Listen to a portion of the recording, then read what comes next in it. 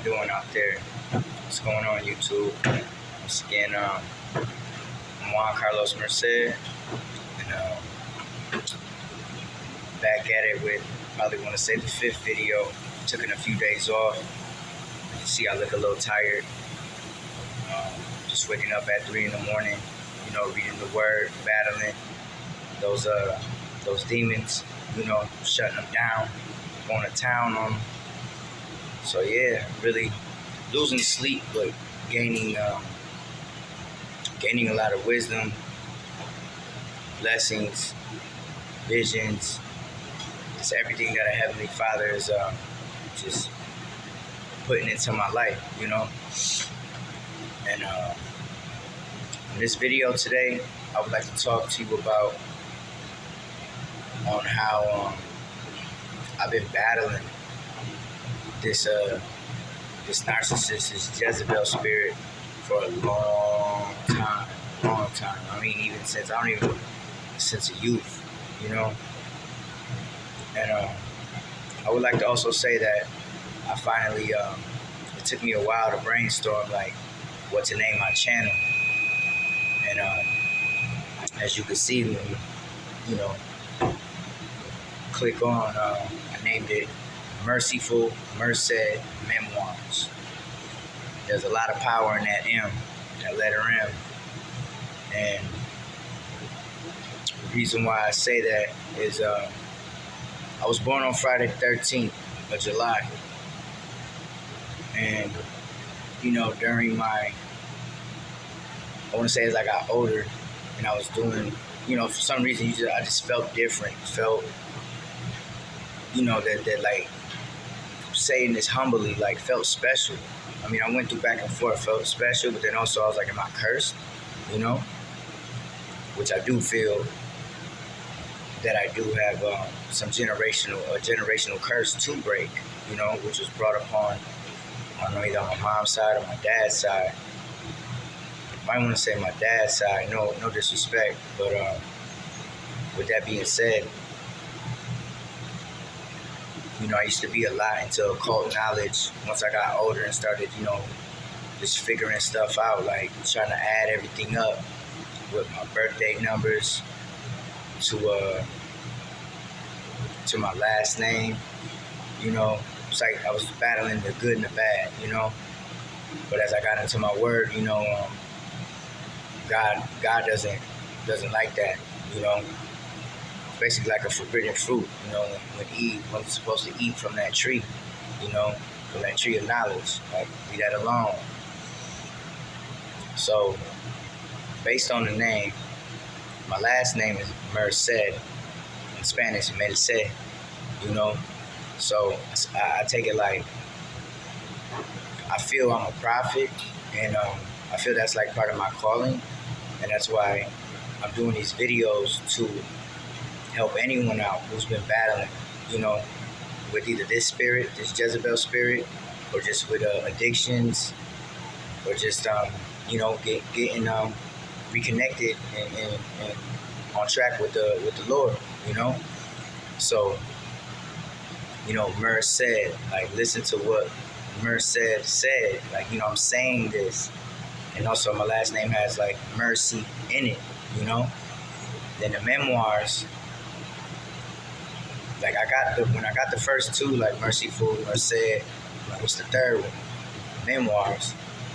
Like, okay, I had to look it up again. I've heard memoirs, I'm like, what's memoirs? And the definition is, short stories of your life from the past or, towards the future.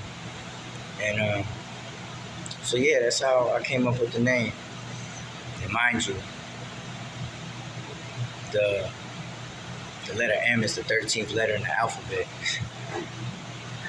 So, I don't believe in coincidences.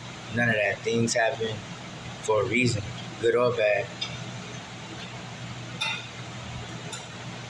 So here we go. Forgive me with my randomness. But I want to say, the spiritual warfare is really heavy right now. Like I said in my past video, I've I've decided to flee from fornication, just living a sinful life with the mother of my child. And I don't want to like make it, well, it is what it is. I don't, you know, 'cause I have a conscience and I don't want to have a guilty conscience like I'm just talking bad about her. Because like I said, it's not her. It's the spirit that's inside of her that's trying to destroy me, if I allow it. Or it has, we've had our roller coaster. But, man, I don't know where to start. I don't even want to go that far back. But I'll just say this, God removed me from my home that I shared with her and our daughter, our 8-year-old. She had two other children, 2 other daughters, which I consider my stepdaughters until the time being. So they showed me who they were. I met them, I reunited with her when they were 3 and 5. Her and I met in the 9th grade. And she was new to the school we were going to. And so I showed, like, me being me. I showed her around, And I just want to say, like, you got to pay attention to signs early on when you're dealing with people, And I will say that the signs were even there in the 9th grade till when we reunited, till she found me on Facebook back when I was single, from my last relationship. Single for about a year, not on a dating scene, just regrouping, reconnecting with myself, loving myself again. So yeah, so she found me, and at that time when she found me, I went out there, it was in a different, like, city, not far, I went out there, and we hit it off like we didn't skip a beat. Because really, during our 9th grade year, we were just friends, like, in class. Like, I didn't look at her. I had no attraction towards her because, like, she was kind of like a tomboy, and quiet and rough. Like, she was real rough, And I just, like, it just, like my woman a little more feminine, But I will say that, she had a rough childhood, a lack of love from the mother and father. So I understand the pain. Like, I don't really, like, I'm still trying to figure out, is narcissist, were they born like that, or were they affected as a youth, And according to my little research that I know about it deals with, they saying the youth, at a young age, So, all right, we reunite, and obviously, I like to do what she likes to do, She opened the door, and we just kicked it. I came, and like I said, the vibe was just natural. We just talking, smoking a little bit of weed. I think I brought over a little bit of drink, nothing major. But we just chopped it up like it wasn't nothing. Just hit it off. Like I said, like we didn't skip a beat. But I will say this, though, before I continue on with the story. My last relationship prior, which was 10 years long as well, during that separation, because I was battling with the Jezebel spirit during that time too, and I didn't know about spiritual warfare or any of that at the time. But I will say this, like, during that first separation, or that first relationship, God was, like, calling me, And I was getting back into my Bible, everything, just really, like, reading the Word and seeing the power in it. And like I said, no coincidences. He was just showing me things, like everything was just falling into place. But when during that separation, I grieved a lot. I was hurt. But I found like I fasted and didn't know how, because when you hurt like that, like you don't have an appetite. You don't eat. And I feel like I naturally fasted, which I didn't know. I resisted from like the only negative thing I would say I was doing during that time was smoking tobacco, smoking Newports. Everything else was just, it was like I was cleansing my body, releasing those, purging those negative spirits that I had. And during that time, I was still reading, the little green Bible. That's when I had the little green Bible. I whipped it out, and I was just, because I had a big Bible that my mom dedicated to me. It had my name engraved in it. I was reading that one first, but then also I had the little Bible. Like I said, the little Bible was more handy. Like I could just travel with it everywhere and open it up and boom, read it. So, man, this story, yo. So, I'm gonna sum it up. I never forget one time I was doing dishes at my mom's house, because that's during separation. I had my own place.